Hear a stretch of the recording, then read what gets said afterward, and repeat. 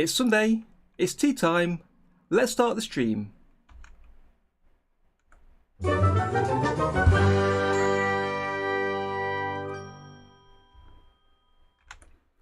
Hello friends, welcome to the stream. How are we all doing today? I see there's a few people already in the chat. Well, I've got my cup of tea in my favourite mug, so it's great to be here. So we've got Mind Blowing Zone, welcome. Hi there Tom, welcome to the stream. Maria, as always, it's good to see you here. I'm excellent, I'm in a great mood, I'm ready and raring to get going today.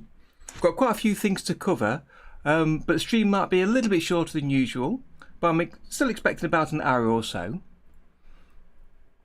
So what are we all up to today? Are we drawing or animating, or just hanging out and chilling out? So you may have noticed, as you look at the camera to see me today, I've had a rearrangement of my desk. And that's for a couple of different reasons. But one good thing about it, I think, is that I've now rearranged my monitors so my chat window is actually up there for me. So every time I look up at the chat, you can see exactly where I'm looking. Let's hope so, Maria. It depends how quickly things go. I've got a little bit of animation to do, but we'll chat about that shortly. Warm weather, really? Where are you from, Tom?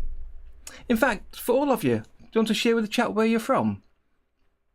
Because it still amazes me and surprises me how international the audience is for the channel. I do sometimes assume that we're all in the UK or even the US, but excellent. That's good mind-blowing zone. Yeah, it's interesting where we're all coming from and what time of day it is there. So it's 3 PM here in the UK, and ordinarily tea time starts around 4 o'clock really, so we're a bit early for today's Sunday tea time. Connecticut, USA, excellent, welcome. Israel, Pencil and Jelly, hi, welcome to the stream. 5 PM, that's not too bad, okay. Is there 2 people there, Pencil and Jelly? Is there Pencil and Jelly? Or are you one person? So your XP Pen monitor drawing tablet you set up, Maria. Is this a brand new tablet? Have you replaced an old one, or is it your first one? 10 AM, really? Just the one person, okay. Well, Pencil and Jelly, you're welcome to the stream. So if you're new to the streams, let me just share with you that this is a chance for me just to do some animation and for you to watch along and possibly join along if you can, and to ask any questions that you like about OpenToonz, Tahoma, or animation in general, and I'll do my best to answer them. And it gives us a chance to interact more so than we can do through the normal YouTube videos or even through Discord.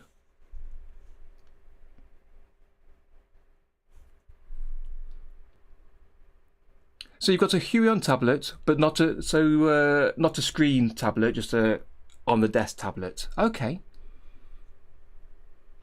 So is this XP Pen the first screen tablet you've had? Because I found it quite peculiar moving to a screen tablet. I've actually got a Huion here myself. Before this I had a Wacom non-screen tablet which I had about 10 years, which served me really well and I really liked it, and it worked perfectly fine. But I moved over to a screen tablet after lots of recommendations. And for me, I think it's slightly better than a non-screen tablet, but I really would say it's not essential. Especially if you're trying to find your first tablet, don't worry about getting a screen tablet, I'd say. Excellent. Well, let us know, Maria, how you get on with that, because not everyone can get on with screen tablets so well, especially with some of the cheaper ones having 1 or 2 issues with the screen depth and the accuracy. I don't have too much of an issue with that. I would give one piece of advice though that I was given, and that's not to watch the end of your pen, but to look at the line that's on the screen and to follow that. And even though it follows roughly where your pen is, it might be off a little bit depending on the parallax. So it's a 10-inch XP pen, okay. Well, that'll be fine. I think that works okay. For me personally, I've got what's this? It's a 21 inch, I think, or 19. I can't remember the size, to be honest. And for me, this is more than big enough, but I could easily cope with a smaller one. I think the idea is the best thing to consider is the resolution of the screen, because if you've got a lower resolution, you can't fit all of OpenToonz or Tahoma in here. So you'd struggle to see everything in the panels and on the toolbars. A Wacom 16. I guess that's a 16 inch then, is it, Sword of God? And welcome to the stream. Yes, the non-screen tablets are perfectly fine. A lot of people seem to have difficulty when they first get a tablet, their first tablet without a screen. And that's because your hand is moving away from where the screen is, and it's hard to perhaps join the two together. But if you've been using a mouse for a while, you do exactly the same thing there. As you move the mouse, your eyes are on the screen in a different place. So having a non-screen tablet, I think, just takes a little getting used to. But it's still infinitely times better than using a mouse. I've heard lots of good things, Tom, about the XP pen. 4 months ago, you got to sit up on your desk right in front of you. Yeah, yeah, I've heard a lot of good things about the XP pen. And to be honest, most tablets, whatever the name, whatever the brand, tend to be pretty good, or at least good enough. People have issues, they complain about parallax or about the pacing of it, but it's still miles better than using a mouse, and miles better than spending $2,000 or $3,000 on a good quality Wacom tablet. Absolutely, if you can use a mouse, you can use a non-screen. I believe that's absolutely right.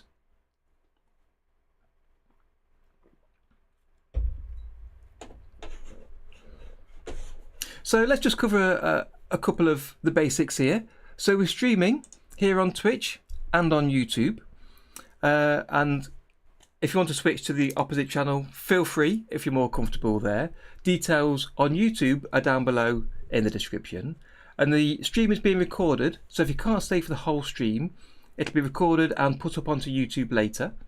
And I will add some timestamps into the description, so you can jump to the section that you're interested in and to skip some of the waffle and chat, or jump directly to the question that's important for you.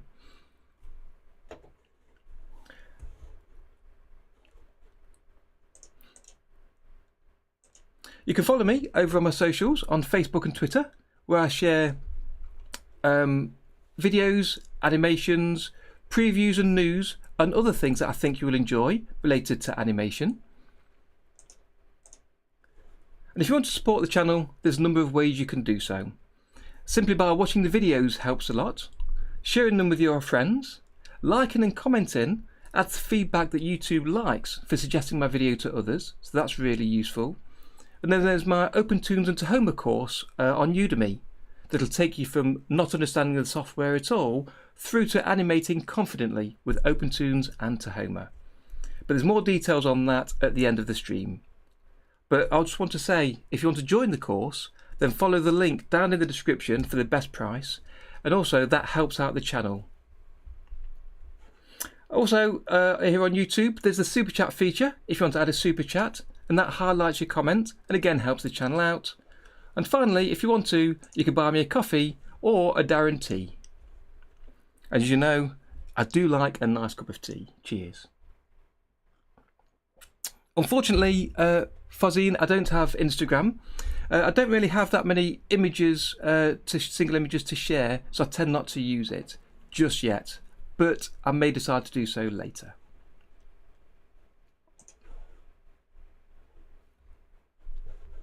So what's the plan for today? So I had a couple of ideas through the week of what I wanted to do today, but I settled on deciding to do the next challenge in my set of animation challenges over on my Discord. I've been asked about this a few times, and I've been so busy for the past few weeks, it's been crazy. I started a new job about a month ago, which has taken up so much of my time, so I've not had time to catch up very easily on things. So I thought today I'd work on the challenge live and then publish it over to the Discord server.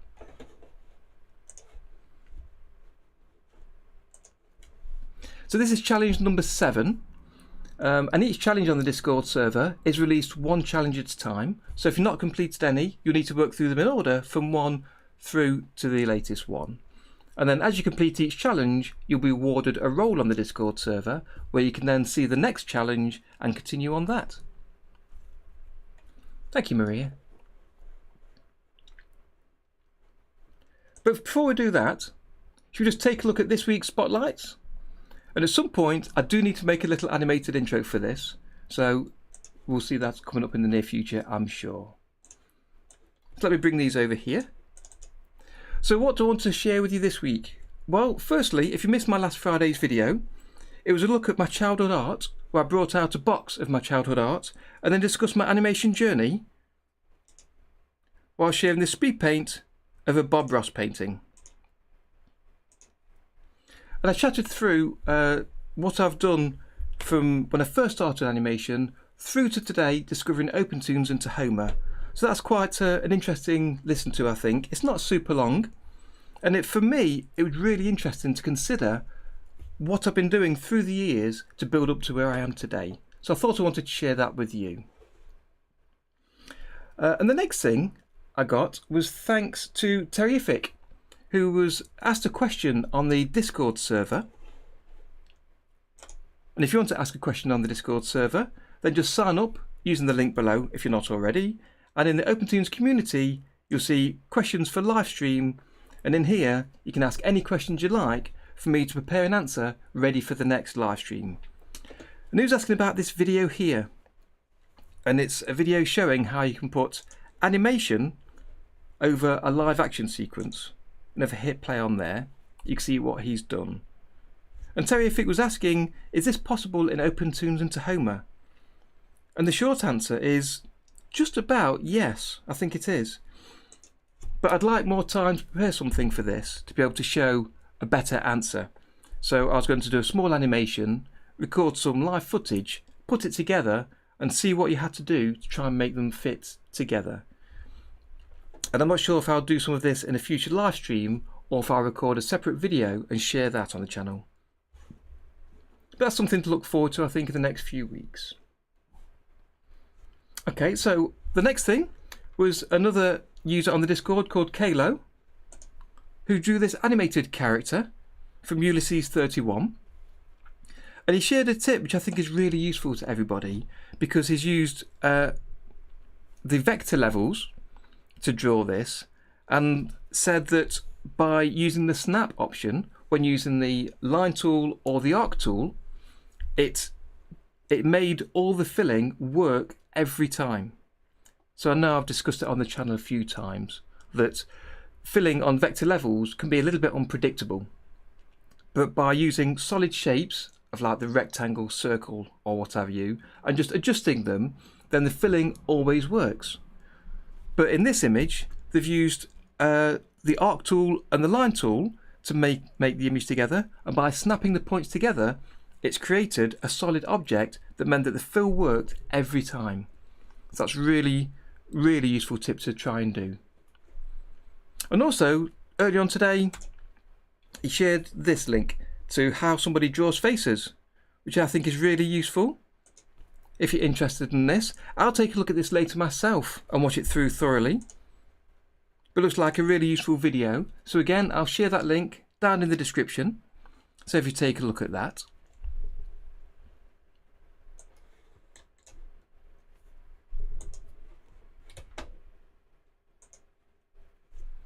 Yes, I think that tip will help a lot of people. I know personally I tend to avoid the vector levels purely because of the fill issue.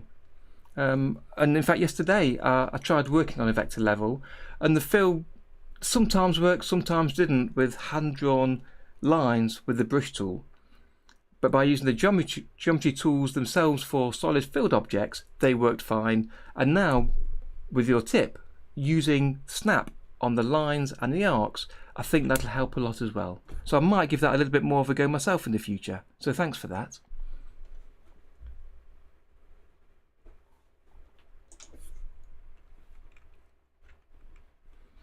Absolutely, Tom. I think it's definitely worthwhile. In fact, let me just show here, for those of you that don't know about the snapping. if I create a vector level and use the geometry tool, and as I said, if you use the rectangles, that will always fill. So will the circles and the ellipses. But if you use the line or the arc tool, so for the line tool, you simply click and drag, and then when you release, you get the line. And now to draw the next line, if you want to draw a straight line, if you hover near the end of a line, you see this green circle appear. I hope you can see that. And then if you click anywhere in that circle, this next line will join from the previous. And again, to draw from the end of that line, just click in the circle. And to join onto the next, again, as you get near the end, you see the circle appear. And if you just release while in the circle, that will be joined. So now if we add a colour and choose fill, that fills every time. Likewise for the arc tool.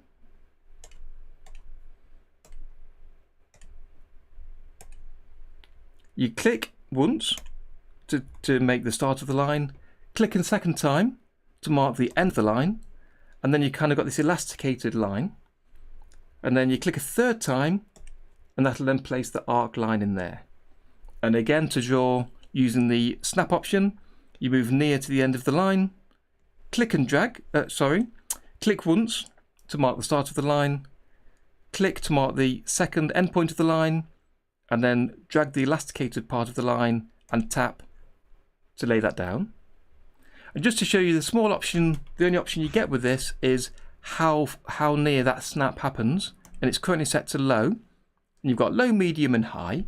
So if I go to high, as I now move near the line, you should notice that the green circle appears as you get further away, as you are further away than when the mode is set to low. So it makes it easier to join the lines together. So click a second point, and then the third, and again, click anywhere in the circle, click anywhere in the closing circle to join to the start line, and then drag the curve. And now if I choose the fill tool, it fills.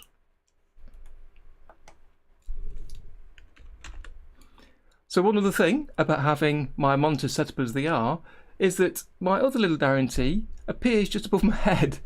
So yeah, as he's reading the comments, I'm reading the comments.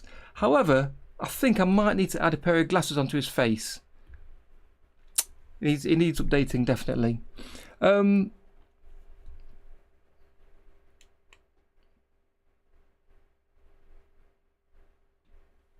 Okay there, Maria, thank you. Yes, making larger backgrounds for scrolling backgrounds. I'm glad you found that useful. It's certainly something that you should be doing if you're making a larger background. Do it in a single drawing, makes it much easier to deal with. And I agree about the vector inking, absolutely. I really love the look of how a vector drawing looks.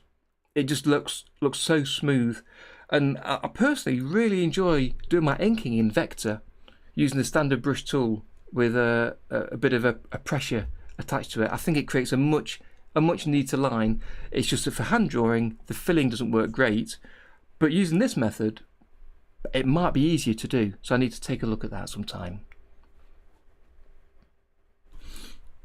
Okay, should we take a look at today's animation then and work on that? So yesterday I was thinking about this animation and how to begin with it. So I drew a small thumbnail, which is often useful when beginning an animation, and I'll show it to you in a second. So the next challenge, as with the previous, is about a bouncing ball again. And I choose the bouncing ball for all of these challenges because it's the most simple object you can create to have moving in your animation. Rather than trying to create a character that's complex with arms and legs and a head moving, just a circle everyone can draw. Even if it looks a little bit different in every frame, if you can't draw a perfect circle, it doesn't matter, but you can get the basic movement of an object by drawing a circle. And by going through the challenges, it helps you work on the timing and spacing of your animation. And also the second part of the challenges is the idea of learning to use OpenToonz or Tahoma, or whichever software you're choosing to use. So the idea of the challenges is to get you to work with the viewer as much as possible, learn some of its features and the best ways to work with it. And I've tried to demonstrate this during the demos I've done for each of the challenges, but also to work with the timeline, to learn some of its features, from the basic features of setting up your animation on 1s, 2s, 3s or 4s, to extending a background for the whole animation, so changing the spacing of each of the drawings, and using multiple columns and multiple levels to create the layers in the drawing. So you've got the background and the foreground and any middle ground elements. So hopefully you've worked with that enough in a traditional style of animation for creating the ball bouncing in different circumstances.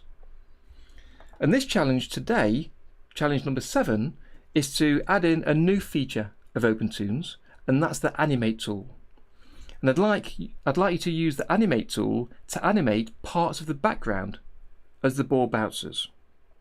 And I'd like you to animate at least 2 parts of the background, and it's up to you how you animate them, but let me show you what my plan is for today of how I want to animate these.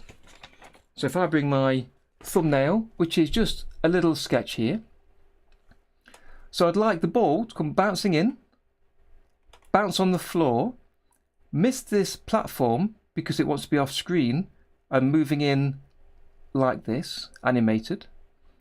So it bounces up on the first bounce. When it comes down on the second, the platform is out here, so the ball can bounce on it. And then it bounces across and does the same thing on this other platform that is also moving in and out of the screen. So the first bounce hits the platform and the second one misses it and the ball bounces away. So it's quite a simple little animation I want to do here. And so that's 2 pieces of the background animating, moving in and out, possibly at different speeds, and we'll take a look at doing that. But you may also have some of the background moving to interact with the ball a bit more positively. So maybe a platform or a barrier that moves and pushes the ball as it comes towards it, so it can bounce off. But that's entirely up to you. I'd like to see some different types of backgrounds if you can, different kinds of animation like this. So get your thinking caps on and create something unique. But today I'd like to show you just the basics of animating the background with two platforms moving left and right. So let me just get started with that by creating a new project.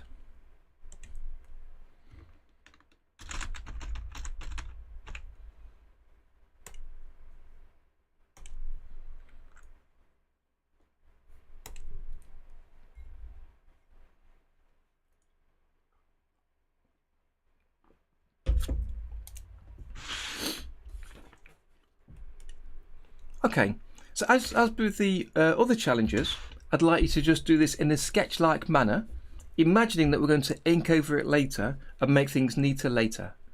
So for now, I'd just like to draw the animation in a rough state just to get the timing of the ball moving and of the backgrounds moving too. Hi there, Suhas Animation. Welcome to the stream. So we're working on an animation today. I hope you caught the idea of what we're trying to work on.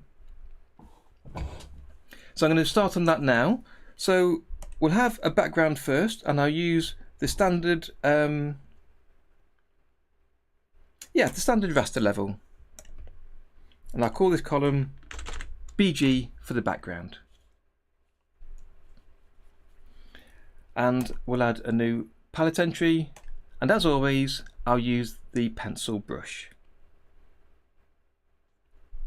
And when you first go to the raster tab, it can take a little while to open the very first time, so just be patient for that. Let's see how that looks. Good.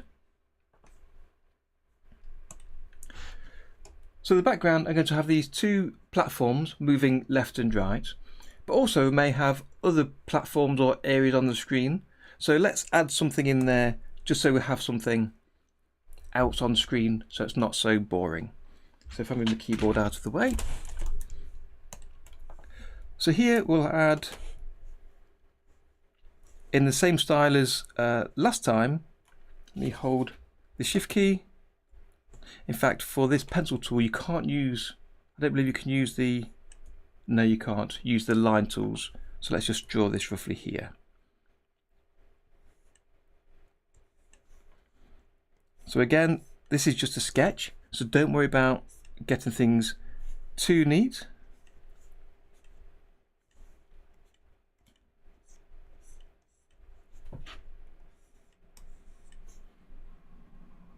And then we'll have this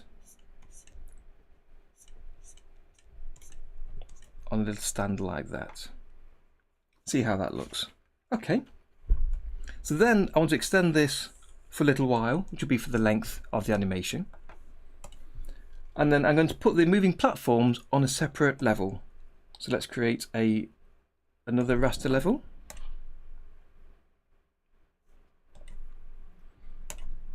And using the pencil brush again. And this platform will move in and out.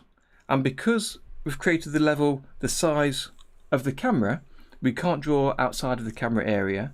So we need to draw this entirely inside the screen here.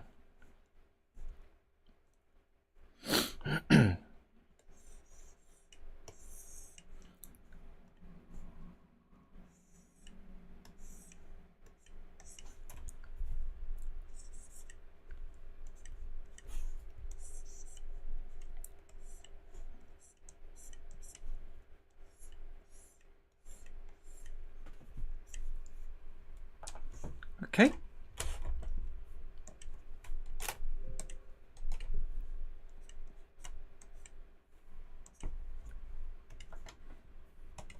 And then again on a third level type, I'll create the platform at the right hand side.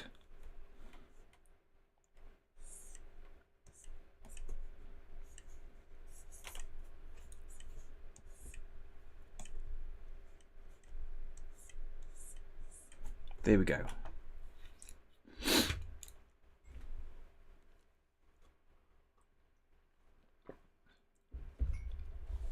And I do hope some of you can take on this challenge later on today or in the next few days. I'm really looking forward to seeing what you can come up with on this. Okay, so let's name these columns so I don't get them mixed up. So the first column is the left-hand platform.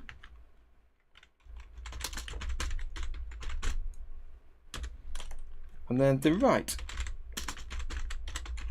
platform.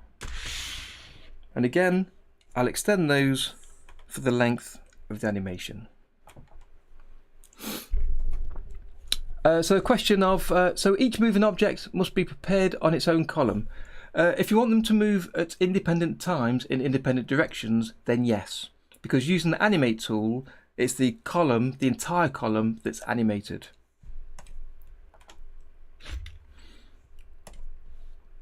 So if we go to drawing number 1 in the left-hand platform column, we'll choose the animate tool. And I'll assume that you know nothing about the animate tool and try and show you clearly what you need to do here. And if I miss any steps, I'll add them down below in the description. So if you come back to this video later and I realise I've not explained something or somebody asked the questions, then I'll pop it down there. So it's worth taking a look to see if I've added that. So this top toolbar item is the animate tool. So you select that to do these sorts of animations. But before we do any animating, you want to go to your preferences in the file menu. And on the animation tab, you want to choose the default interpolation. And what this means is we're going to set one key where the platform is here and one key where the platform is over here. And then we want the software to interpolate between those two positions. And the interpolation type defines how those steps are calculated. And on mine, I've currently set it to linear, which means, for instance, if I add a key on frame 1 and then a second key on frame 11, then Tahoma here will have to add 10 keys between them, and by being linear, it means they'll be evenly spaced. So the platform will move at the same pace coming out and going in, and we don't want that. We want it to accelerate up, slow down, stop, and then accelerate back again, speed up, and then slow down at the end and stop. So for that, I find the easiest, even though you might think ease in and out is exactly what you want, and it can be, but I find speed in and speed out to be the easiest option to edit, and I'll show you how to edit that later. So I'll choose speed in and speed out. I'll leave the animation step on 1, which means that the platform will move every single frame, every 1 frame.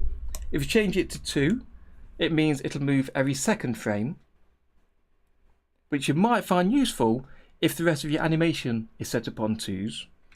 But for this, I want it set on 1s.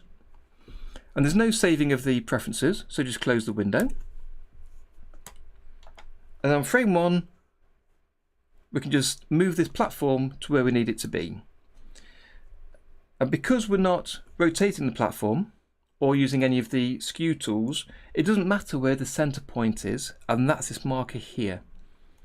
So we could change the center option on the options toolbar, and we could move that center point to somewhere else on the platform, and that can help you when you do rotations to rotate about that center point. But because we're only sliding left and right, it doesn't really matter, but I'll leave it there anyway. It could literally be anywhere on the screen, it won't make a difference. But I'll leave it here just because it's handier to see that it's on that platform. So then we change the option to be position, because it's just the position we're moving.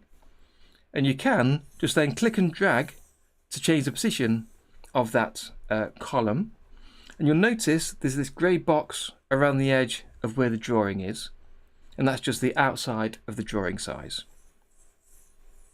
And we can just drop it anywhere, and that's the position for the first key. And you'll notice it's added this diamond on the timeline here. And if you want to, you can click on the diamond and it highlights in blue, and press the delete key, and that's how you remove a key. And now that drawing goes back to its initial position. Let me just check up in the comments.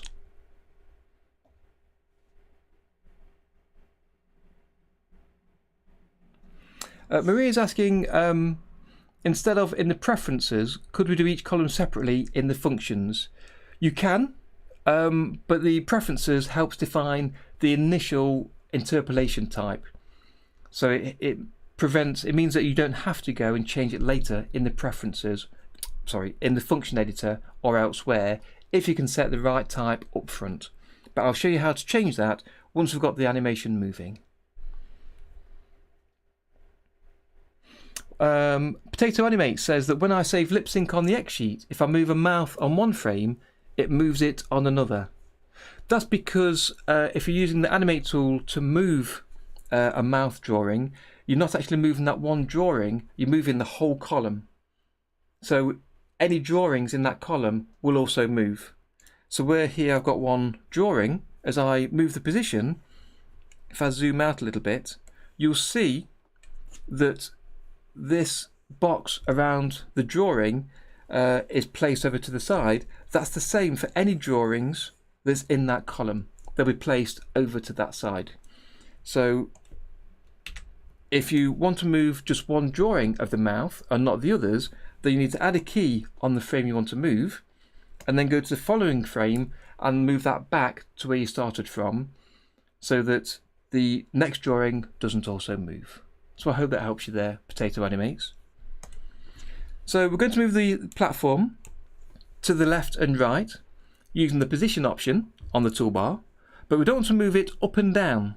So what I'm going to do is I'm going to press the lock button to the right of the Y option to lock the Y position at 0 pixels, so I can only move the X position by clicking and dragging. You'll notice the cursor on screen shows an arrow going left and right, whereas if I unlock it, it shows all 4 directions. So now I can click and drag it, and wherever my mouse pointer is, it only moves left and right. So I'm going to start off this platform to the side of the screen, just slightly appearing on the left, and then after a number of frames, I wanted to slide in to the right. So now I need to think about the timing for this. So if you think about 1 second, maybe we'll try that first. So I'll go to frame 24. And on frame 24, I'll have the drawing in that column all the way in. So it'll move at that kind of pace. So in fact, I want to go to frame 25, so it's got 24 exact frames of movement. Doesn't really matter on 1 or 2 frames out, but it's nice to try and stick to even blocks of time. And then I want the drawing to move back to the left again at the same time over 24 frames. So if I go to frame 48, or as I say 49 to move on by 1, I can then move the drawing back to the left where it joins up with the first drawing. But it's hard to get the position accurate between this drawing and the first one just by dragging it by eye. So what I would do is I'll click on that diamond to highlight the key and press delete as I showed you earlier.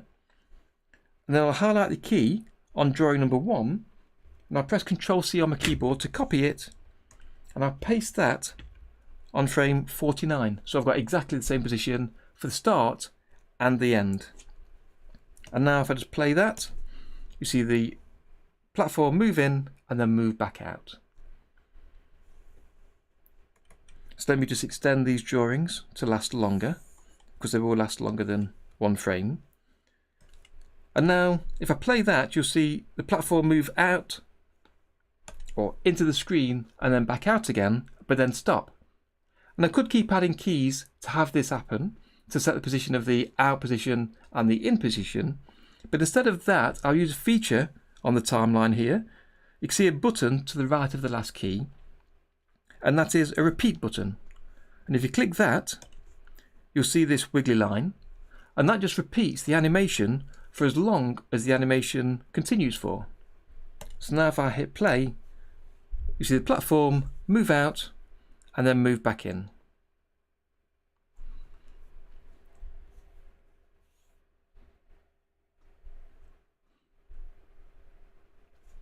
So again, just taking a look at the comments here. Yes, the lock feature on the options toolbar is really useful if you know you want to move in only one direction. It just ensures consistency. So the next question from Caligero is, with the animate tool, we can do parallax landscaping without the need of playing with the z-axis, which can be sometimes more difficult to manage than just 2 dimensions. Absolutely. Yes, you can. I find using the z-axis interesting. It's useful. It's a useful feature for small movements. So if you've got 2 characters, to easily move the camera and you see the parallax as they move together. But for moving backgrounds, I do tend to just do it the manual way by moving them at different paces. And that seems to be more consistent and efficient for me. Okay, so that's one animation of the first platform coming out and going back in. And if we go to the second column, for the right platform, we can set up that animation too. So again, I'll leave the Y axis locked and we'll position this platform. And we don't want it moving at the same time, I don't think, as the left-hand platform. So I'll move it slightly slower. And we don't want it also to be moving exactly left and right at the same time. So where the first platform starts off the screen, this one I'll start off on the screen. So instead of being 24 frames to move out, let's add a few more, and we can adjust these later, or we might need to fit the timing of the bouncing ball. So we're on frame 31 there. I'll move that out, but again, leaving a little bit on screen so we can see it's not disappeared entirely. And then another 30 frames later, I'll copy that first key, so frame 61, paste it there, and then click the repeat button there. So let's take a look at how that looks.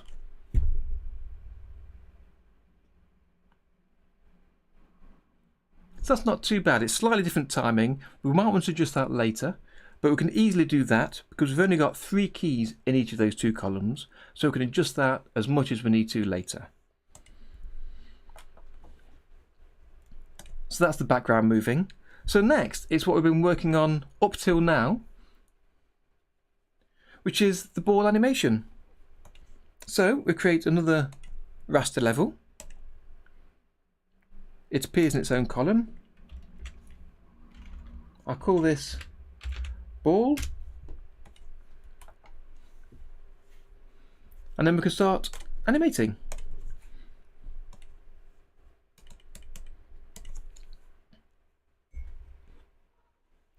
Cheers.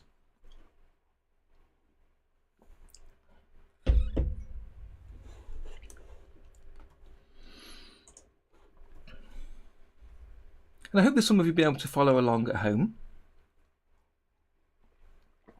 If so, let us know in the chat how you're getting on.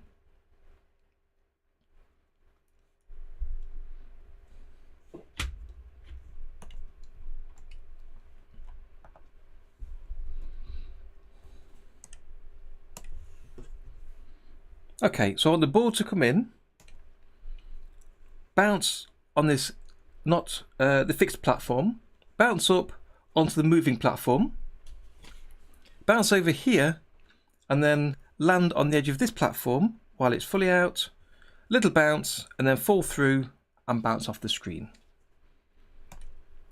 So I think what I need to do, the first thing, is move the fixed platform across. But exactly how far, I'm not sure. So something I've suggested to you guys quite a few times that I've not done today, let's do that now. And that is to add a guide layer. So a guide layer is purely there as a guide for us of where we're going to do the animation. And it's not going to be put into the final animation. So the first thing I'll do is I'll untick the eyeball on the column, which means it won't be rendered. I'll extend this for the length of the animation. And the full length will be decided later.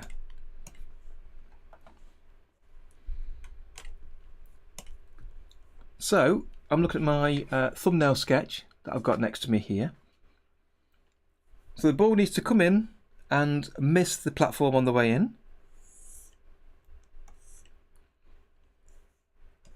And let's look at where the platform is at its most extended position, is here. So I'll mark on the guide where the platform is. Just there. And the same, in fact you notice it's created a new drawing which I didn't want. So I need to change an option in the preferences. So if we go to, let me always forget where this is. Okay, so there's a drawing section and enable creation in hold cells. That means that if I draw in a cell that's been held on the timeline, then it'll create a new drawing. So if I untick that and close the window there, now if I draw on drawing 25 as a held cell, it won't create a new drawing. And it'll allow me to draw on the same single drawing that lasts through the whole animation. Okay, so by drawing the top of that platform, I can see exactly where the ball needs to land. And again, the second platform, yep, let's draw where that is.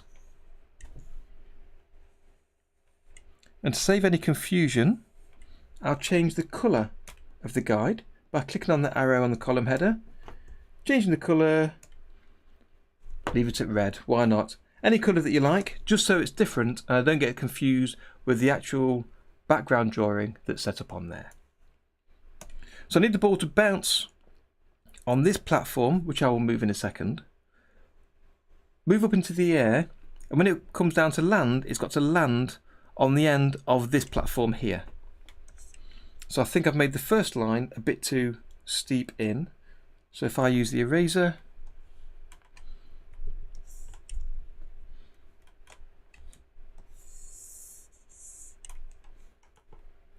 and neatness isn't important for the guide, it's just there as a guide. Okay, so let's have a think. It's going to come in, bounce, come up and land on here. So let's picture that.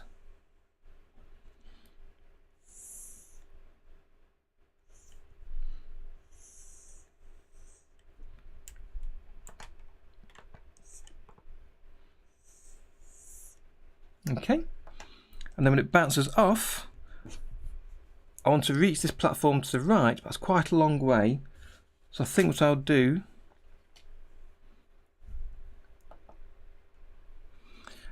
is to add another platform in the middle for it to land on. So if I go to the background, drawing, using the selection tool, I'm in freehand mode so I can just draw around it. Let's bring that across a little bit so it lands in the middle of that platform. And then again, using the pencil tool, I will draw another platform here somewhere in the middle. So let's just draw on the guide first. So it's bounced to here. The height of the next bounce has got to be higher than this because it's got the power of this height. So it needs to be slightly less than that distance because it doesn't bounce, it won't bounce as high because it will lose some power, but it's got to be higher in here. So maybe that height or so. Let's have a look at that.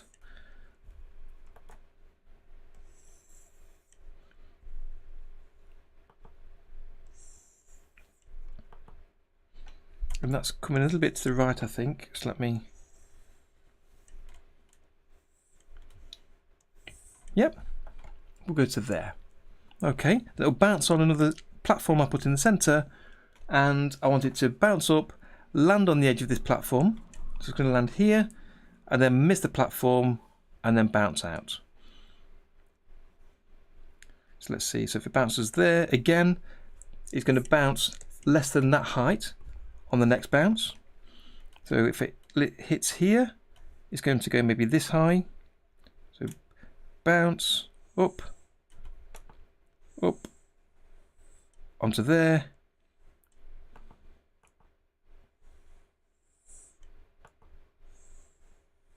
Oops.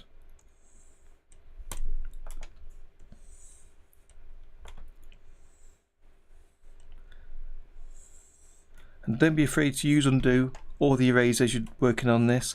It's best to get it wrong now and to correct it while it's simply a line rather than when you've drawn 30 different drawings of the ball moving. So just have a think about where it feels natural for the ball to bounce. And again, it will bounce not as high again as the second one, but because it's hit a platform higher up, it will be higher than the height of this bounce.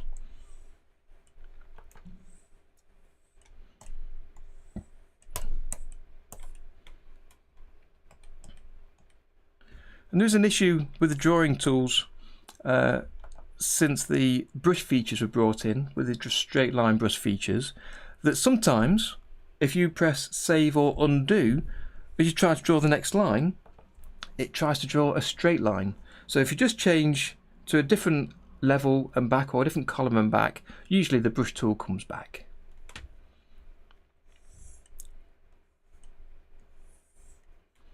So when it bounces down and misses the platform's got to be fully moved out to the right. So we need to make sure that we've set up the timing of the platform to be moved out of the way. Okay, let me just check the chat.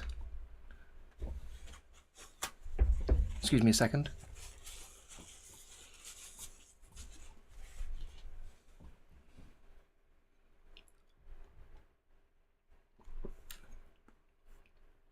Absolutely, Maria. Measure twice, cut once. Great tip, great tip. It's exactly how you want to think about it.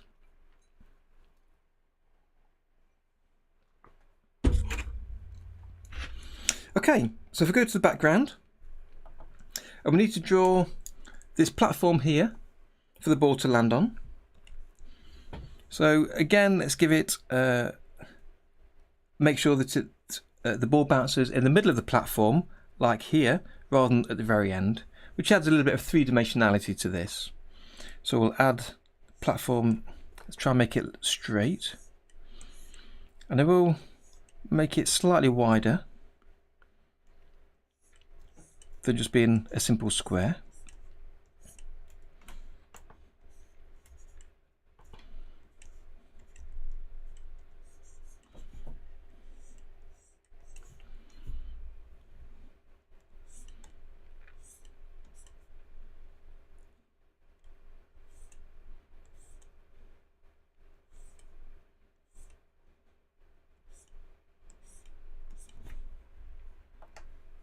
Okay.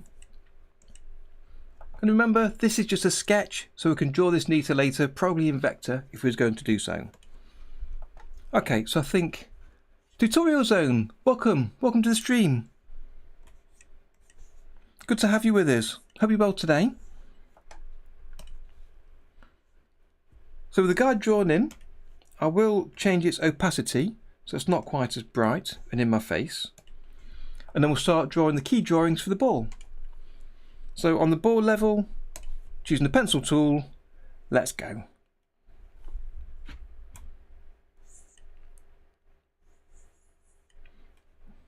So we'll start with the ball at the top. I'll use the onion skin just so I can see the size of the ball to keep it consistent. And you can either draw the ball in its position, roughly the same size, or something I like to do at times is to trace over the ball, usually better than that, to keep it roughly the same size. And then using the selection tool, you can just move your copy to the next position. And that'll let you know where the ball should be. But because we want to add some squash and stretch to the ball, you want to make sure that you don't just keep it the same size. So in this instance, I won't do that. The other part of this that I say to people is it's best to draw each and every ball separately rather than using copy and paste. Because if you go to drawing number 1 and just copy this, and then on drawing number 2 paste it in each position, then the ball looks kind of awkward and far too solid, especially for a hand-drawn ball, that it just feels like it's just not quite right. So drawing it by hand does two things. It gives you a more realistic and lifelike ball rather than just something as a solid object, but also it gives you practice at drawing circles or whatever your character is that you're drawing, if you're choosing to draw a moving person.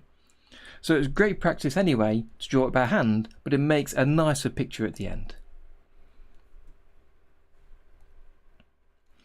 Just checking the chat.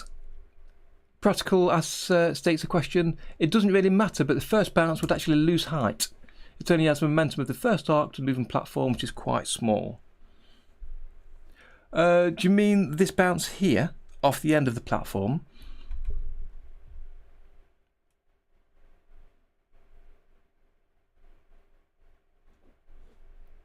Because I've tried to make this height from the top of the bounce, from the bottom of the bounce to the top, to be less than the bounce from the bottom here to the top here. So that should be less of a height bounce than this first one. And that's because it has lost height. But once the animation is complete, it might be that it still doesn't quite look right, and I might need to adjust it a little bit, which again is a good reason to draw this in sketch, with your mind on the sketch layer, rather than thinking it's a neat drawing, because then you can adjust it later. Okay, so let's draw this ball when it lands here. So just move my keyboard out of the way. I can get in better for drawing. Okay, so it's going to the centre of the ball will be here at the bottom of the bounce. So let's just draw that here. Squashed a little bit, like that. So I'll draw the ball at each of its positions first before we work out the timing. So again, we can draw it at the top of the bounce where it won't be squashed or stretched. So I'm happy to use the onion skin in this case, just to help keep the size of the ball roughly the same. Doesn't need to be exactly the same, but as close as possible. And the next bounce here is going to be quite squashed. Again, the point of bouncing is the center of the ball.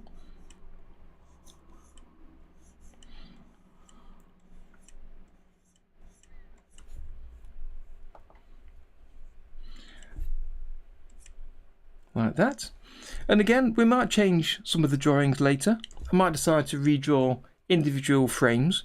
We'll just see how it looks at the end. So for now, we're just trying to get the position of the ball and not worry too much about keeping the size accurate. That would come in the next stage. So again, at the peak of the bounce, the ball won't be squashing or stretching. So I'm happy to trace the ball here.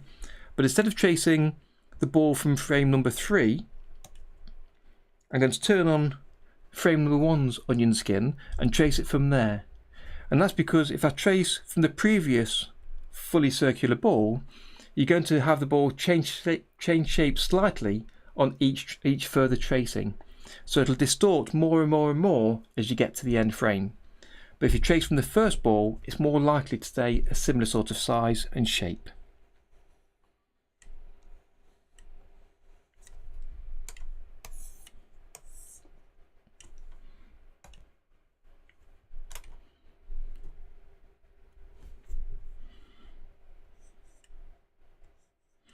So this still, we want some squash and stretch, or at least squash in this instance where the ball bounces, but ideally I'm trying to make the squash less squashed because it'll lose power each time it bounces, so we want a little bit less squash each time if we can. And that's too small, so I use the selection tool to resize it. And don't be afraid to use the selection tool. And if you've used the selection tool much at all, you'll know that it will create a bit of blur in your drawings as you resize. In the same way as copy and paste, add some anti-aliasing as you paste. But again, as it's a sketch layer, it doesn't really matter. So the peak again, we'll trace the ball.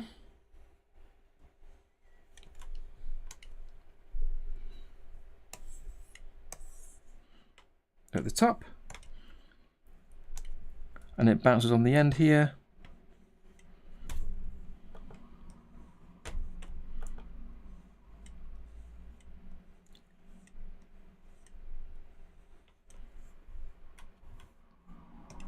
And then on the top.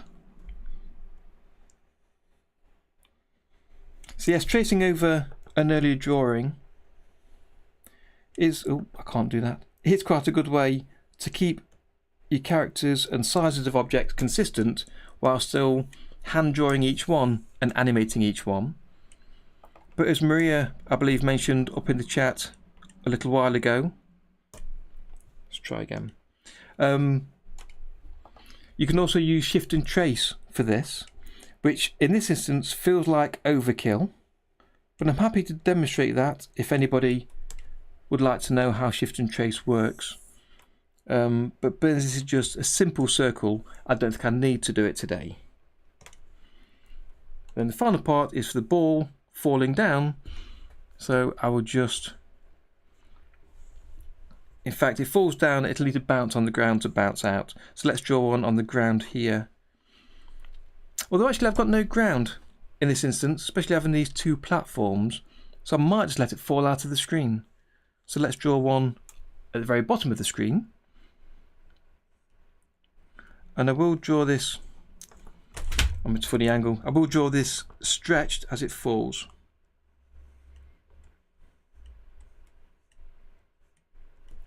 Just there. So we've got, if I look at this, 10 drawings for 10 positions of the ball. At the top and bottom of each bounce.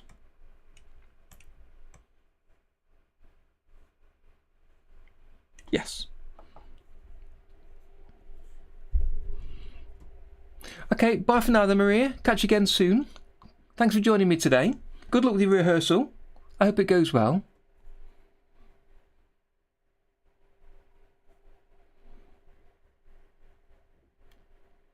Okay, bye-bye for now. So Tom was saying that he's seen odd bounces from a Super Bowl when the surface changes from linoleum to hardwood floors, for example. So the ball and surface matters, absolutely. And the surfaces that you decide for your animations are kind of up to you to decide how much the ball bounces and how much it absorbs the power. Likewise, how bouncy the ball is as well. But do try and keep it fairly consistent, because if you've got a super surface that makes the ball suddenly bounce and accelerate differently to all of the others, it could look peculiar in an animation if you're not expecting it. So do try and keep it fairly consistent as you do. Okay, so now we need to work on the timing. So we want to extend the drawings by selecting on a drawing and clicking the handle to the right to make each drawing last a little longer to work out the timing of how the ball bounces. So the best thing to do is to highlight all the drawings and then just hit 3's or the 4's key just to make them extend a little bit longer. And then hit play and see what speed the ball moves, and then work out how many more drawings you need in between each drawing. So if I hit the repeat key and watch the ball moving, you can see how fast it's going, which is obviously going to be far too fast. So I'm going to go back to the first drawing and just extend it for a while, and we'll do the same with the rest.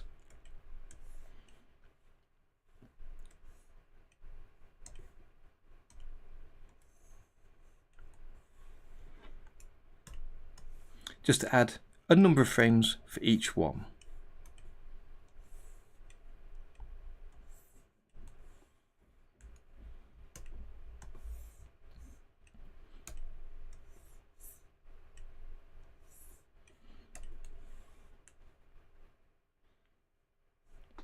In fact, the last drawing only needs a couple of frames as it's falling off the screen. So let's see how that looks.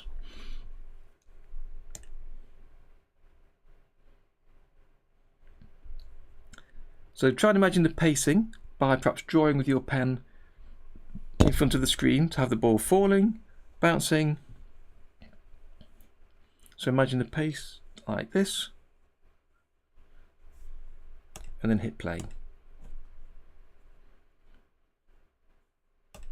And while it's on repeat play, or if it's playing before it gets to the end of the animation, you can click the skip to first frame button, and it'll then keep playing from the beginning.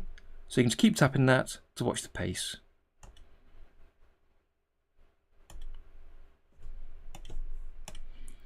And what I'll do first is I'll select all the ball drawings and move them to the right, because I do want a gap of time before the ball falls in.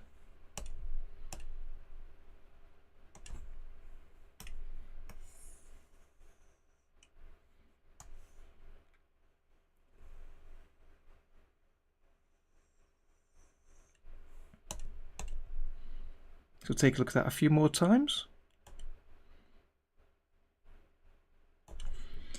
So I can see immediately that from drawing 3 to drawing 4, that hovers for quite a long time. It's a short distance, so I'll reduce that by a few frames.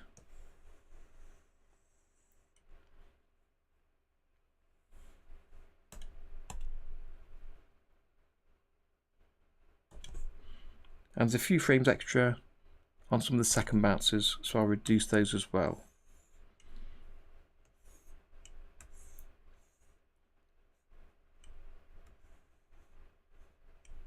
Okay, so let's just start adding some in-betweens. Now, if you remember earlier from the preferences, I unticked the box enable creation in hold cells as I was drawing the background, but now we're drawing the balls bouncing and I've extended the drawings to hold one drawing until the next position. I want to draw in between them, so I do want to draw on a held cell and have it create a new drawing, so I'll tick that box.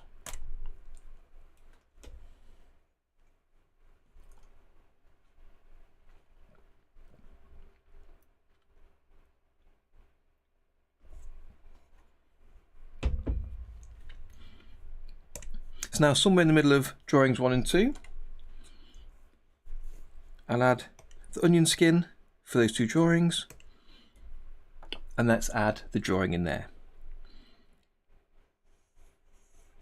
So I want to draw the ball stretched a little bit at the bottom, not so much in the middle. So let's try and draw this at the same sort of size, and I will do the tracing method. Place that roughly in the middle, and then from the start to there, again I will trace the drawing to keep the ball the same size and put that in the middle.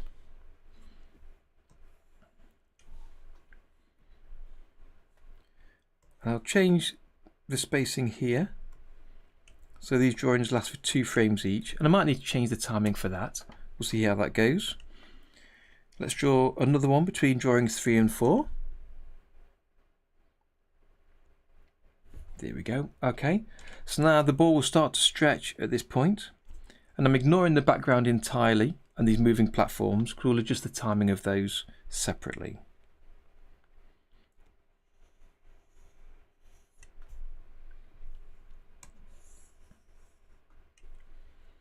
Okay, and again, bring it down to 2 frames. So the ball bounces, and then it bounces back up to drawing 6. So let's add the onion skins for those.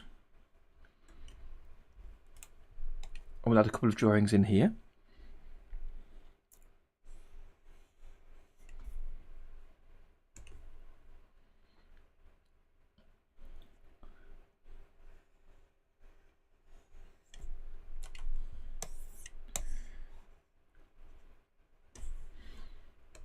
So bouncing up to here, and then up to the peak, we want to have that ease in. So we're going to draw the next ball quite close to this one.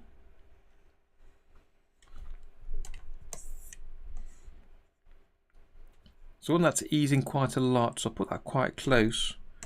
And for the drawing before, we'll extend that by 2. So we can draw in between those.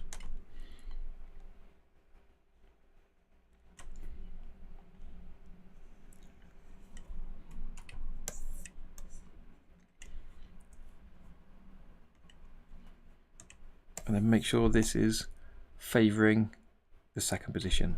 Okay, let's just take a look at that first movement there.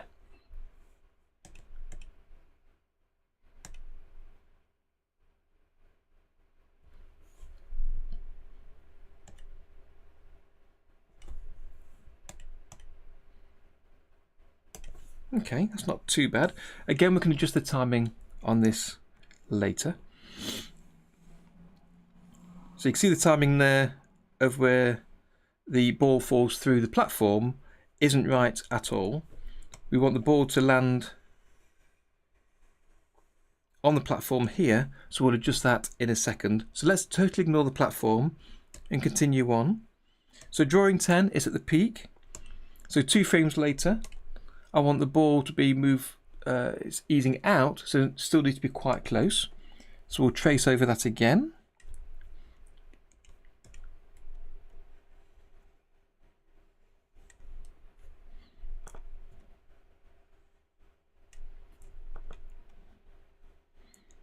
Don't be afraid to hit undo or use the eraser. There we go. To make sure that you've got the drawing exactly how you want it to be. And in between drawing, you'll see me hitting save quite a lot, which is why you see Tahoma going quite slow as it's saving the project before it allows me to use the interface again. So let me draw this in between here. Right, so if that timing is correct, on frame 34 is where the ball needs to land on the platform. So I need to just adjust that. So it's bouncing through, so I need to move the timing of the balls backwards or the timing of the platform forwards. So the easiest way is to simply move the whole drawing level that the balls are drawn on to get that timing right. So if I bring this back by some frames. And I'll add spacing in a different way.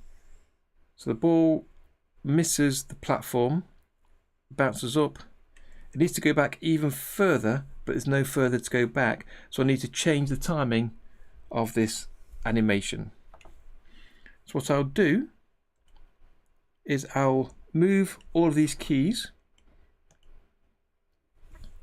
of the left platform by clicking the first key on the left platform, then right clicking and choosing to select all the following keys in this column, and you'll see that this second key and the ones beyond are now highlighted. So I can click and drag that to the right. Let's put that on frame 25. And I've changed the timing by moving this second key. If I copy that onto frame 1. So now the platform starts off on screen and then it moves off and then comes back on. So here at frame 48 is where the ball should be bouncing on that platform. So let me just adjust that slightly. So 48 is on the platform and the bounce on the platform is this drawing 13.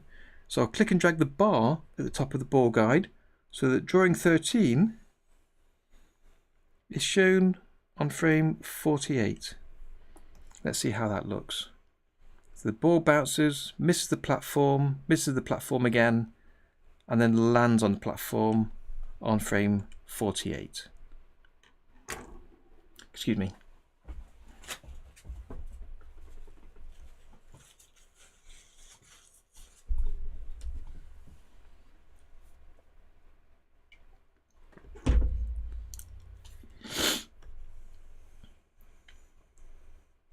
Okay, so now I want the bounce for frame 48, drawing 13, going to drawing 14 at the peak of that bounce there. So let's draw in between those two. So again, onion skin on the before and after drawing, and the ball is bouncing upwards. And in the centre, it'll be about the same size as the top ball. Shouldn't be stretched too much.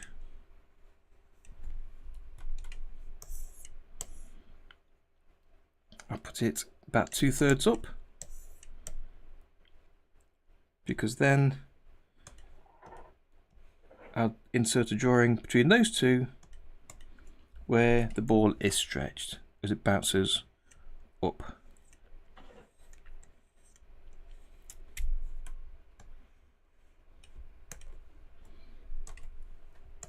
So I'll move that even further to adjust the spacing. Okay. Then we'll add another just near the peak.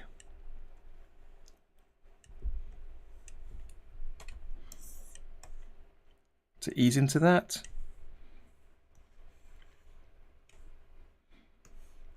Bring that timing down, and then one to ease out.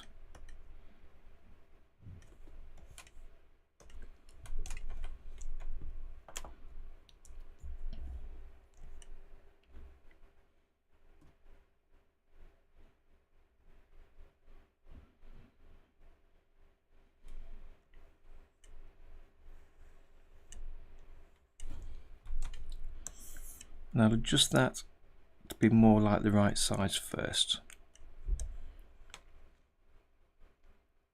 Okay. Then as it falls, we want the same sort of size.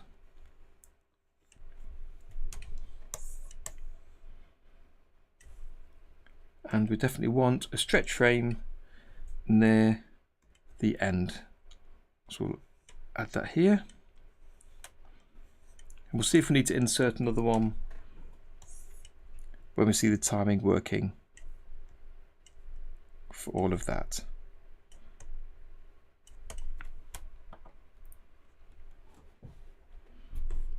Hi there, Amar. Welcome to the stream. Glad you could join us. What are you up to today? You doing some more drawing or animation, or are you working on your comics?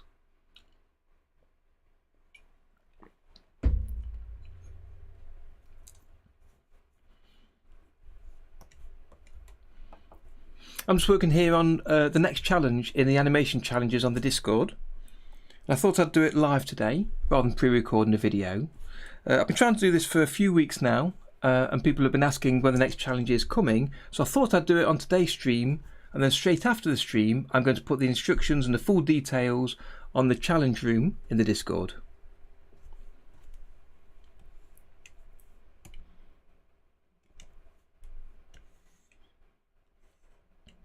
So I'll bring that down to last for 2 frames.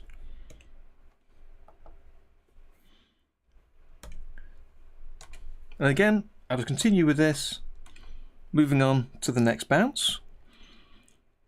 So this next ball will be stretched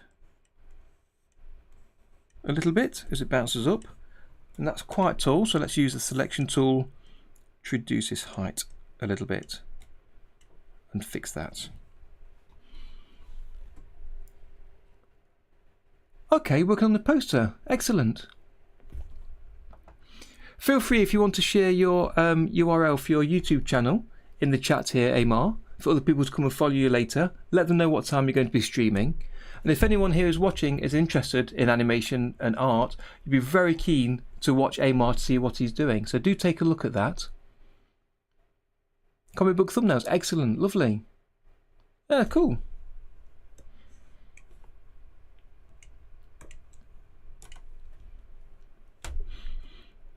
So let's have another circle at the full size. Let's place that here, and then an ease in, and then we'll have an ease out of the top point on here as well.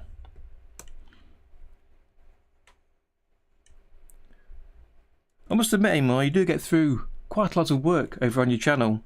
You're extremely productive. It makes me very jealous. I don't quite manage to find enough time to do everything I'd like to do, which is why I'm doing this on the stream today rather than pre-recording a separate video, just because I don't really have time to work on it. So I'm jealous of that, really am. Oh, Twitch, okay. Yeah, sure. Share your Twitch handle on here. Let people know where you are. Obviously, don't leave this stream just yet, but take a look when you can.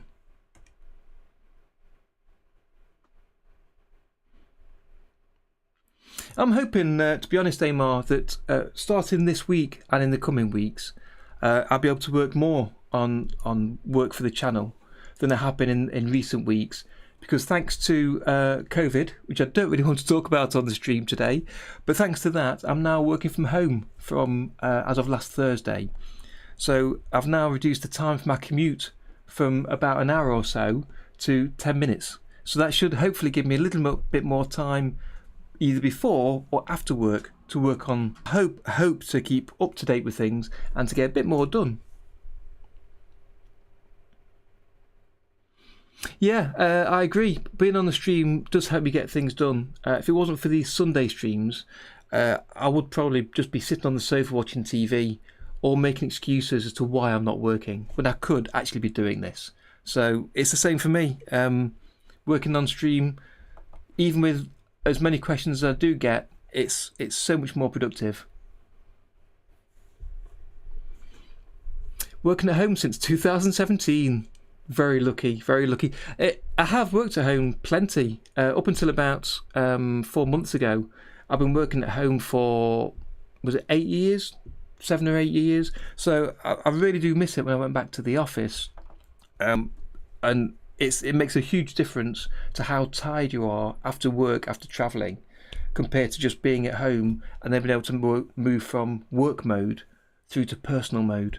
So yeah, I'm really looking forward to the next few weeks of catching up and getting a few more projects done. Got a few things on the back burner that I'd like to work on.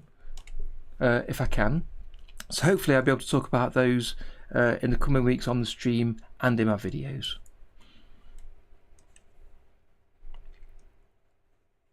And I almost was going to work on one today. I'd mentioned it last week, a collaboration for a Bugs Bunny reanimated project. But then I decided that I'd be better off and more productive by getting this done today, the animation challenge.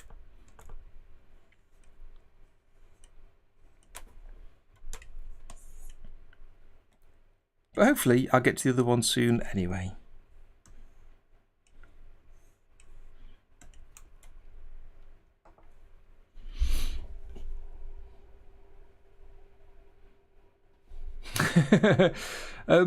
You'd be glad when your animation skills marry up to your drawing ability. I'm sure they're not far off now, to be honest. I'm really sure they're not, from what I've seen you doing. I'll be so glad when my drawing skills, in the opposite way, marry up to my animation ability. Absolutely I will. But that's something I hope to work on next year. That's a 2021 issue.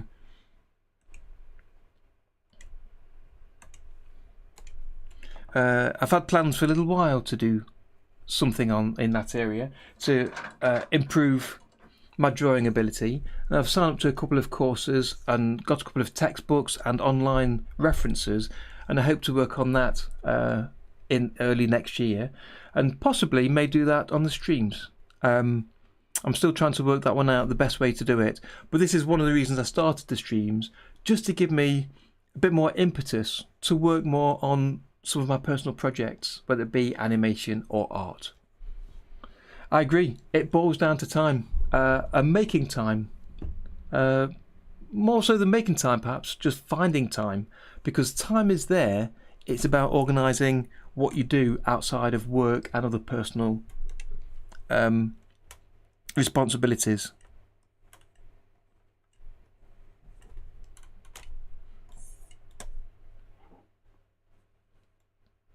In fact, let's put this one up here, and I'll then do the middle one between these two.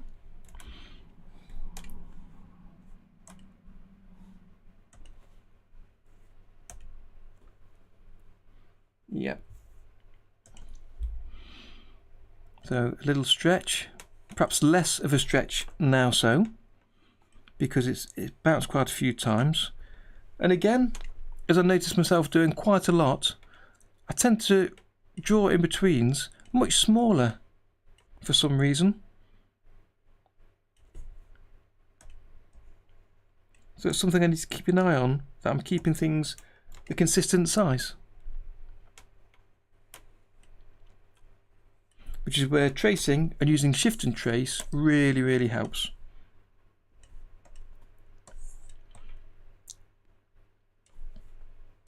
Okay, and then the final drop of the ball from drawing 31.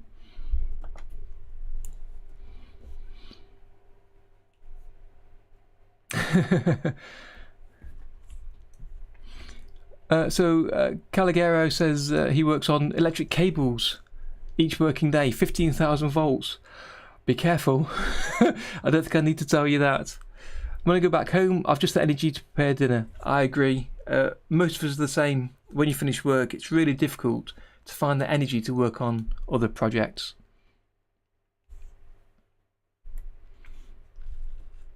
Yes, Amar, I'm similar. My brain's all over the place as well. I've got 3 or 4 different projects to work on. I've got to get back to my Futurama project that I definitely will get on during December, dare I say. Don't want to promise too soon, but hopefully during December I want to get back to that. And if you don't know, that's where I've been building a short introduction animation to a fan film, Futurama fan film. And I've done the first, I don't know, part of the first minute. I need to keep working on that to build up. But I plan to get the first, I believe, 4 or 5 minutes of this done early next year. So I need to get back onto that as soon as I can, really. I signed up for a collaboration, a Bugs Bunny reanimated collaboration. I want to start on that soon. So far I've just taken on one scene and it's either 6 or 7 seconds, so it's quite short. but I want to take some time and do a good job of that. And we'll take a look at that possibly next week or the next couple of weeks, as well as working on other animation projects. I've got tutorials lined up I'd like to do. I'd like to work on my drawing skills and my anatomy in particular. I'd like to work on. So I've got quite a few projects I need to get on with, and slowly we're starting to work through them, and these Sunday streams is really helping me do that. Oh, so it's the old guys club. That's good to see. So 49-year-old Caligero, 51 for Amar, and 49 for me. So it's nice to see that we're all similar sort of age. And it's quite interesting that a lot of my audience are either quite young at school or college, or coming back to art and animation in the second flow of life, shall we say, in the late 40s. So it's quite good. It's really nice to see. Okay, so let's work on these last few drawings for the ball falling.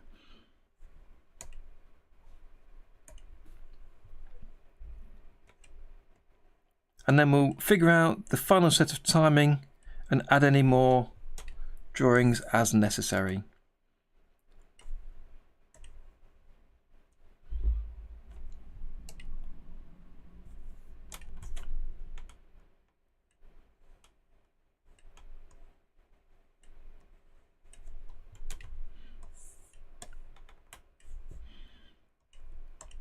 Let's get some onion skin moving here. Okay. Let's make these closer together so it's a slow down at the peak.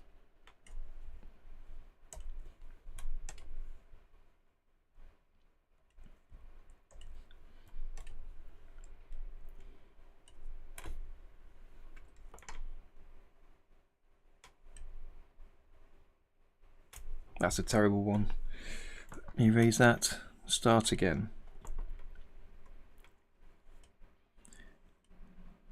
But where I mentioned I'd like to work on my drawing and anatomy skills, this is kind of part of the reason in these challenges that I chose to animate a ball bouncing.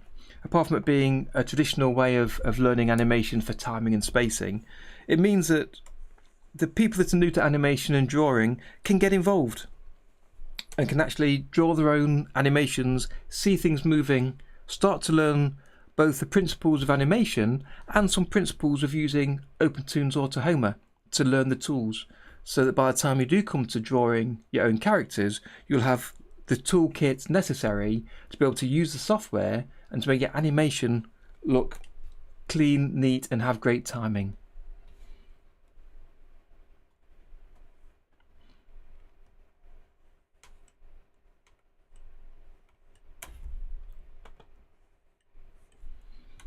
Okay, let's have this falling here.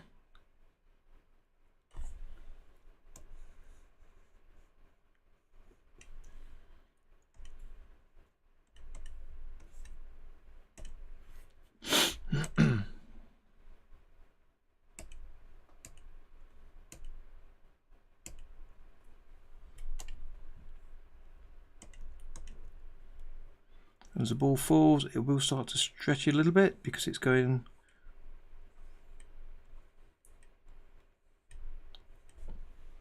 faster and faster as it moves. And the final stretch drawing. In fact, let me see where drawing 38 is. I might need to move that off or move the other drawings up to get the spacing working right. So let me use the selection tool and place these in a better spaced out position where each drawing of the ball is moving slightly further away than the previous. We've talked about this in earlier videos and earlier in the challenge. To create acceleration, that the drawings need to move further and further apart from each other. let's place that off the screen. We'll bring this, bring this up a little bit. And again for 36, bring you as well. Okay, so let's see how this looks from the very beginning. So if I hit repeat play, let it finish saving first.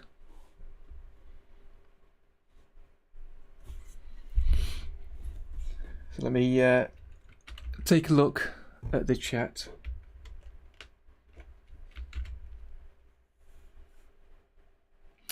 So Practical, new to drawing and animation, but want to make videos for my music. And always envision animation, so here I am. Great, you're in the right place. It's exactly where we are. I expect a lot of people will be starting from square one. And there's lots to learn about the software and animation yourself. And hopefully you'll be able to do so, and you're in the right place for that.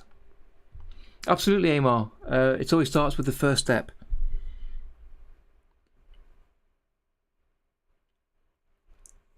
Okay, so looking at this animation here, it's struggling to keep up with the right pace. The FPS here, at the bottom of the viewer, it's showing it's not playing at 24. So if I hit save on that to make sure I don't lose anything. Save early, save often, as Dave says. And then when that's saved,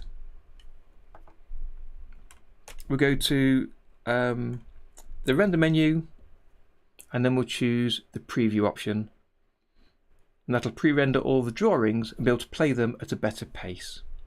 So then we can see exactly how it's moving and if it's moving fast enough.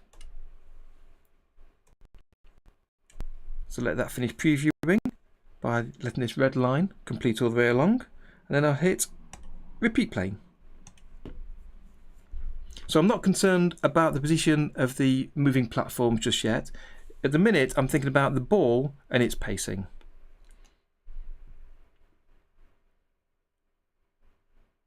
And that is not too bad at all, I think. That's moving at roughly the right pace.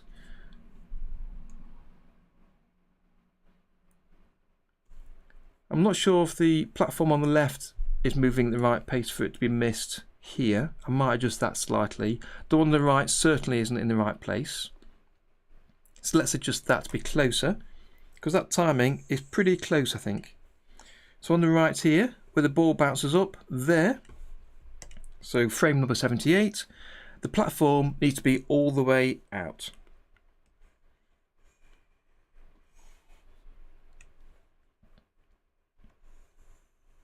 So that's here. So it needs to move about, what's that, 16 frames to the right?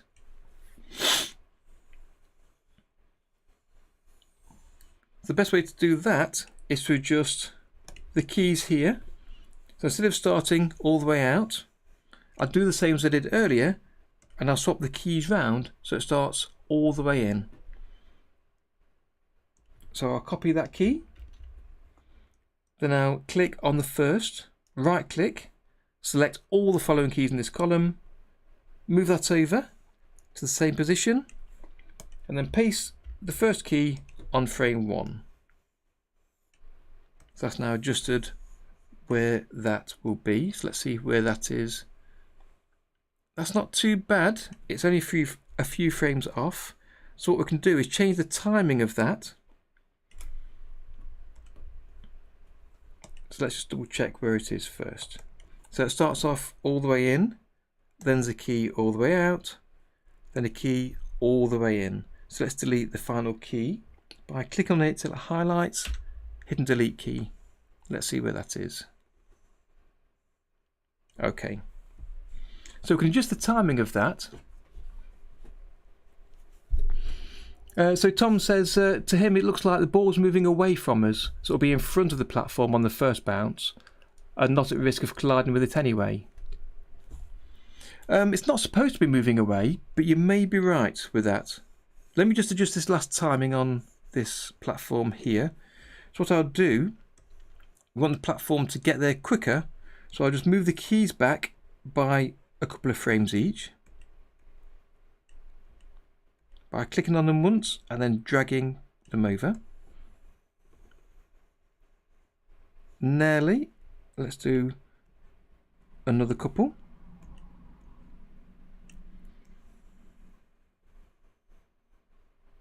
And I'll turn off the guide as well. Might be easier to see. Because we need the ball to fall down and miss the platform. And I've missed a drawing there. 35, so let's add that in. Just 35, and then it's back, yeah.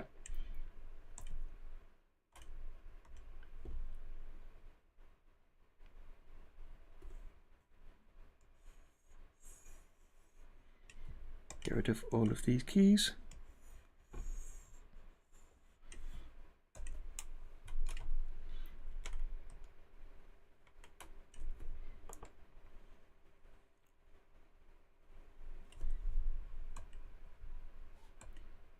So drawing 36, I've got a copy of that one in. So let me just erase that. And then move this one to be between these two, but show some acceleration. Okay, so we want the platform to be out of the way when the ball falls. So perhaps I need to have it moving quicker, much quicker than that, to get out of the way. So yeah, let me change the speed of that then. We might take a few adjustments to get this right.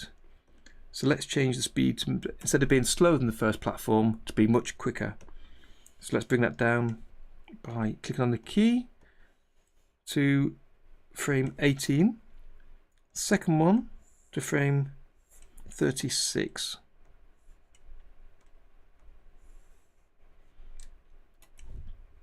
And then it auto repeats. And you might have to adjust these quite a few times to get them working in the right order and at the right pace for your animation. But again, this is the point of the sketch layer, to try and draw things quickly and to time things out while things are looking rough, and then we'll be able to add in the neat drawings and not worry about the timing and spacing because it's already calculated and set up. So let's see how this is then.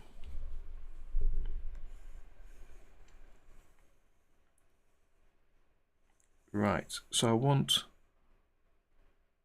ideally, the platform to be moving away to the right as the ball lands on it, so while it's in the air, it has time to move out of the way.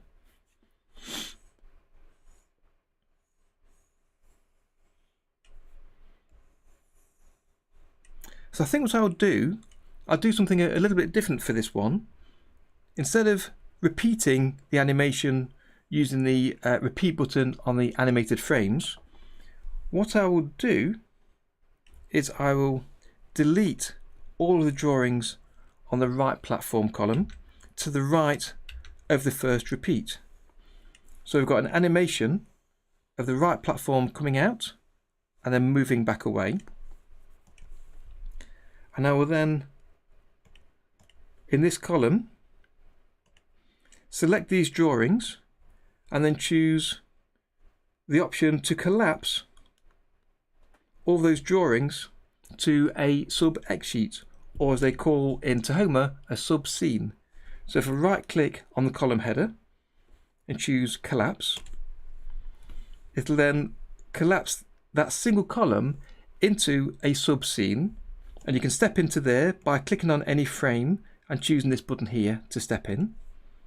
And that shows there's only one level in there and one column with those animation keys in. But it means now if I step out, there's no animation keys shown on this column, which means I can just repeat those drawings 1 to 36, and this will make it easier to adjust them. So if I take a look, the animation lasts roughly 117 frames, but we can go further than that. So if I select all the frames, I can right click and from edit cell numbers choose repeat. You can tell it how many times to repeat those selection of frames or what frame number to repeat up to. And because I'm going to be adjusting this backwards and forwards to get the timing right, I'll just put in a large number, so up to frame 200, and hit repeat. And that'll repeat those drawings 1 to 36. a number of times up to frame 200. So drawings 1 to 36 here have got that animation in, which means I can now adjust it so that where the ball bounces on the platform on frame 78, the platform is moving to the right, and that makes it easier for me to insert the frames at the front or at the end and to move them round almost one frame at a time without having to animate the animation keys. So on frame 78 where the ball bounces, let's see where we want the platform. It's like over here somewhere, drawing 26 or so. So let's just drag that whole range to the right. So that on frame 78, we've got this drawing 26. That's just missed, so we can drag it back to the left a little bit. So the ball, in fact, no, further to the right.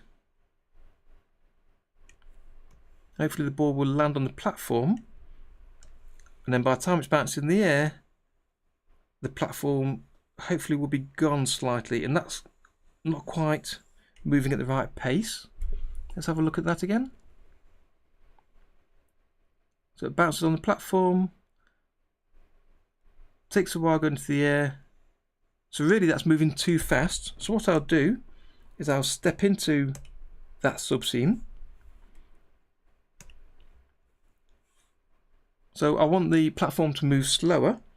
So I can simply move these keys. Instead of being 18 frames, I'll make it 28. Which means that the final key should be on frame 56. So that now lasts 56 frames. If I step out of there,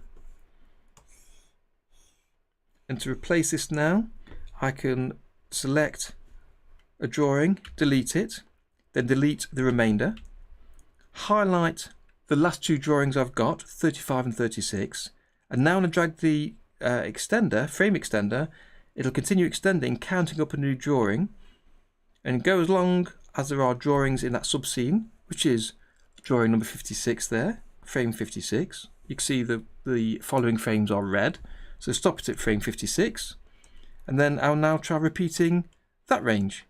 So again, edit cell numbers, repeat, up to frame 200. Repeat. So let's just try and adjust this again to where the ball lands. So here's where he lands. Go to those onion skins. And we want the platform to be moving to the right here. So let's drag that whole range of drawings over by clicking on the top bar to highlight them all, dragging them to the right, and let's find out where we are. That's pretty good. Okay, so it lands on the platform, bounces up, and the platform's going a little bit slow, so we'll just increase that speed by doing the same thing again, stepping into the subscene,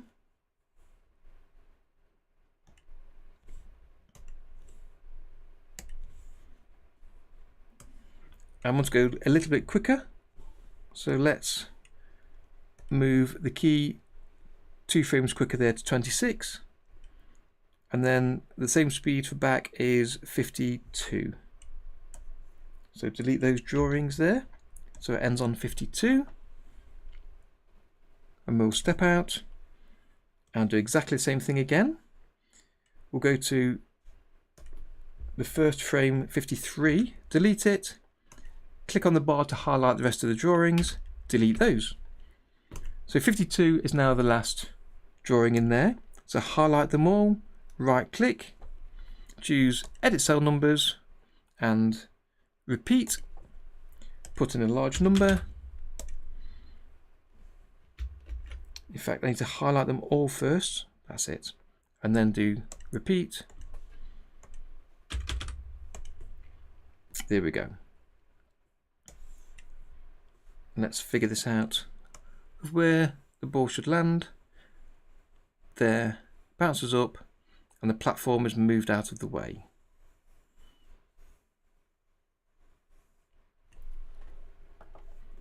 Okay, so we've got the problem of missing drawings at the beginning, and if we highlight the first two drawings and hold Control, now I get this bar on the left, so we can drag the drawings to the left. Didn't add them. Okay, so we need 44 drawings on the left. So I'll simply highlight on the first 44 drawings here. I'll then press Ctrl+C to copy them and paste them from the beginning, and that will push the rest of the drawings over. We can just click and drag to bring them back to join on. In fact, we don't want that, we want it to end at 52, so I'll undo. So we want it to end at 52 for the repeating cycle. So we want 44 drawings to fill the gap, ending on 52. So if my maths is working out okay, that's 8 few drawings. So if I highlight from 52 through to drawing number 9, that should be enough, but we'll find out in a second. 9 to 52, Ctrl+C to copy, paste them from the beginning, and then drag the rest of the drawings back. And I hope this is making some sense of how I'm working out the repeating animation and set out the timing.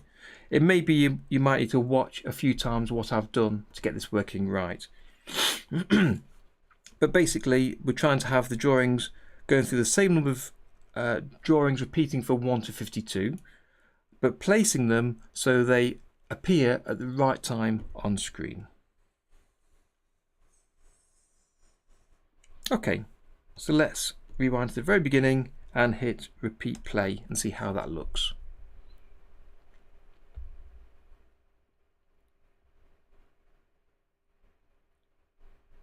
Okay. I think that just about fits the right timing. Still, all these drawings are drawn on 2s. So with the background animation moving on 1s, that is moving every single frame, but my ball drawing stays still for 2 frames. So there is a slight point where the ball sits still as the platform moves. But when we later go in and draw this neat, we will add in-betweens, so you won't see that happening. You'll see each drawing moving on 1s. So for now, I think that's pretty good.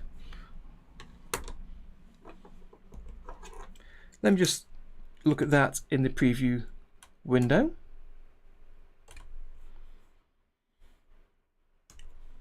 And that'll show it without the background of the raster outline drawn on screen, so it should look a bit clearer.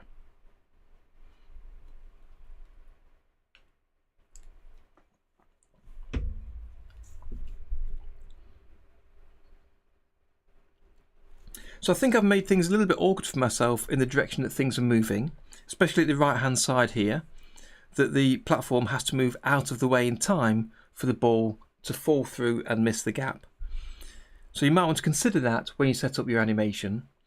And remember, as I said earlier, as you set up your animation for moving parts of the background, it's not just platforms that can move. There could be part of a wall that pushes the ball out of the way. Perhaps the ball lands still and then something comes in and pushes the ball to move it. But that's entirely up to you. But I think that's okay for today. So what I'll do is I'll render this out as a GIF. I'll upload it to the Discord channel, into the challenge channel room. I'll add instructions and details of the sort of thing you might want to do for this challenge, and then I'll open it up, and if you've completed the first 6 challenges, this will be available to do from today.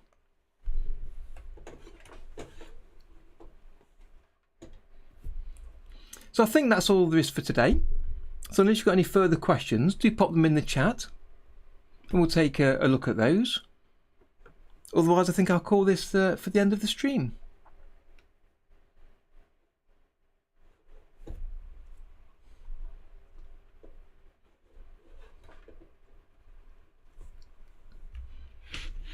So I think that's everything.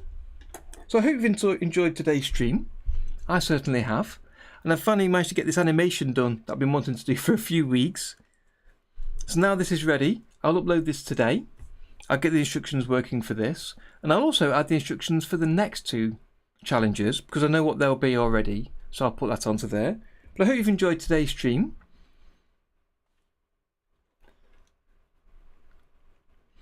So I'll see you next time for next Sunday's tea time. And that's a Darren Tea. Have you always wanted to animate but didn't know how to start and software seemed expensive and difficult to use? Well, with OpenToonz, it's free, powerful, and once you know how, it's easy to use.